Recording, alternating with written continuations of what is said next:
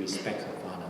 And then that was such an experience. And because of the love that enabled her to keep the law. Now, when you come to Sarah, Peter was actually using Sarah as an example to show that the wives submit to your husband. For wives to submit to the husband is very hard. I understand that a lot of wives doesn't even want to take the last name of the husband as her last name. And then, my wife, she said she's a 张冠李戴. I don't know whether you guys understand or not. 张冠李戴means my last name is Zhang, her last name is Li. So there's a Chinese idiom called 张冠李戴. The head of the chain is placed upon the head of the Li's. That's basically what that says, okay? And anyway, understand that Abraham was to take Sarah from the city of Ur to Canaan. You know what is Ur? Ur is like Los Angeles, another Chinese food. It's a very prosperous, very big city. And where is Canaan? Do you know? The Canaan is like the state of New Mexico, not in the city, but in the countryside. And where the government trained the Air Force to bomb the place. And that's about that place, really. And that place you can see Maverick, you can see the cows running around, and then sometimes suddenly there's a bomb dropped somewhere there. Okay, and then that's the land of Canaan. Try to bring your wife to camping. If you can do that, then you can bring her to Canaan. So it is not an easy thing. And then remember, Abraham was offering Isaac on the mountain. Let me ask you, how many children does Abraham have? One. Doesn't he have Ishmael? Or two. Two. Doesn't he have other ones as later on he married some more? Yeah, Abraham has quite a few. How many children does Sarah have? One, only Isaac. Try to take the only one child from her. We have many mothers here who has only one child. Try to take that child from her. I think unless Sarah agrees, Abraham will never be able to bring Isaac to the Mount of Moriah. You got it? So, it is amazing. So, Peter said, because Isaac called him my master. Actually, the word is called akurio, my Lord. So it is the reason she could be so submissive because of her love toward Abraham. And it is the love that is enabling us to obey the law. And the last one, I would finish quickly. It's talking about it is love so that we can become mature spiritually. And I'd like to invite you to read Galatians chapter 4, verse 12 to 16. Galatians chapter 4, verse 12 to 16. You have to understand that I have not seen you for a long time, so I have to crank down everything that I have for this long time. Okay, Ephesians chapter 4, verse 12 and 16. Can we read it together? Ready? Go. I plead with you, brothers, become like me, for I became like you. You have done me no wrong. As you know, it was because of an illness that I first preached the gospel to you. Even though my illness was a trial to you, you did not treat me with contempt or scorn. Instead, you welcomed me as if I were an angel of God, as if I were Christ Jesus himself. What has happened to all your joy? I can testify that if you would have torn out your eyes.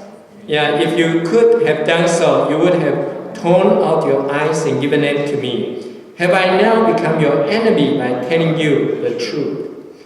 Paul, when he first shared the gospel with them, he was sick. And also he was pursued by a lot of Jewish people. And he was down and out. But the Galatians received him well. And even, doesn't look down upon him and received him well and treated him well. And Paul said, my eyes has always been weak. And if that was the time I ask you to pluck out your eyes and cook a meal for me, you will do so. That's how much they love Paul.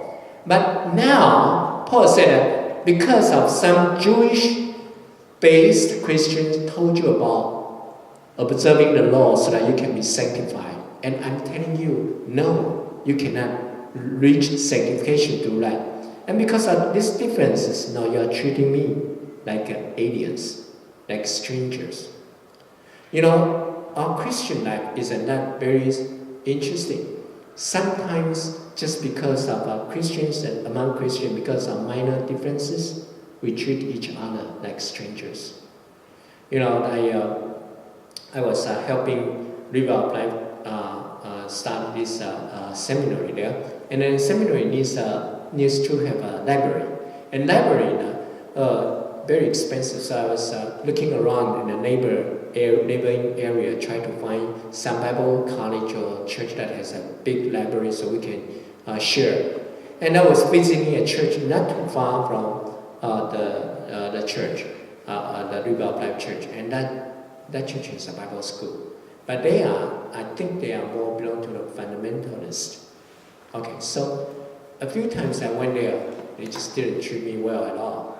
They kind of look as if no one saw me sitting there for a long time. And so a lot of time, it is just because of we have differences in certain areas of belief. Then, treating each other like strangers. And sometimes because you are more welcoming the Holy Spirit and you are more traditional, and so we cannot, we cannot cross the border. And then, and Paul is saying, now you do not become mature by treating each other like that. And that will no way get you to maturity. And it is love that can make you spiritually mature.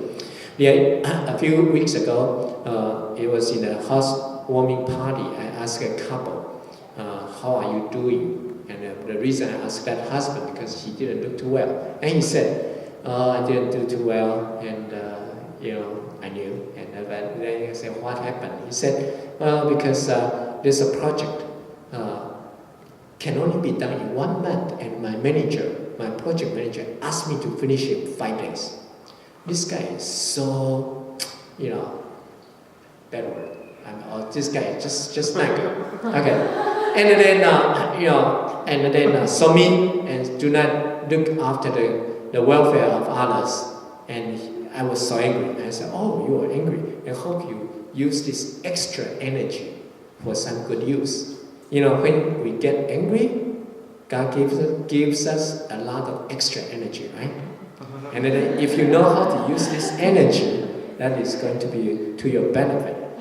And then he was kind of said, oh, it's too late.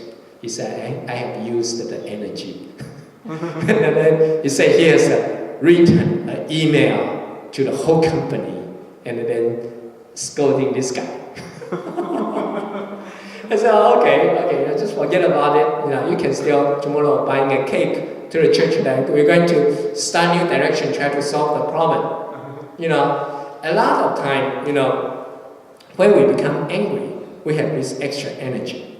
And then most of us will spend the energy in a way that we feel regret later on.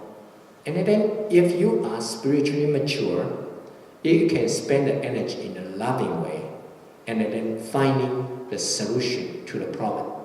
The world is full of, non-ideal people, unlovable people. Even in the church is full of unlovable people. But the reason God places here is so that we can grinding, molding, and we can become mature and how to use this extra energy for the positive use. Okay, and it is through the love